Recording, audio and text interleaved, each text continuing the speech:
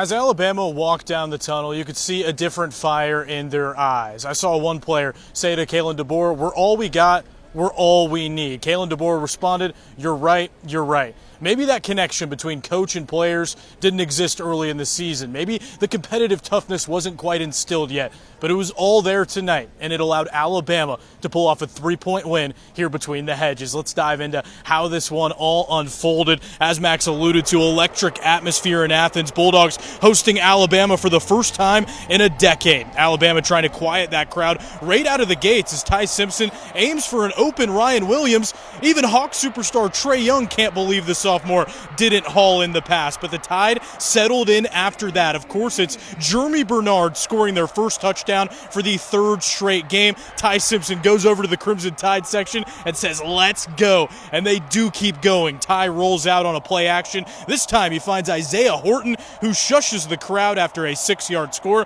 Where has this offense been on the road in past games? But of course, Georgia sometimes down, but they're never out of a ball game. They battle back. Gunnar Stockton soars a deep shot to Colby Young, 38-yard score, and the Dogs finally plant their flag in this one. Georgia would score again in the second quarter. Chauncey Bowen scores on the toss to make it 17-14, but Bama still has plenty of time to operate at the end of the first half. Ryan Grubb, deep into his play-calling bag, finds a lateral to left tackle Caden Proctor. Who thinks of that in a moment like this? Ty Simpson was right most of the time in this game as well. He uses his legs so well and efficiently. Here he scrambles in from 2 yards out, and once again, there's that shush as Alabama looked to put the Dogs to sleep after that. The offense kind of fell asleep the rest of the way, didn't score a single point after that, but the defense stepped up in their absence. Fourth down, Georgia threatening to take the lead, and Alabama trips up Cash Jones for a turnover on downs. DeBoer goes crazy as he's now beaten Georgia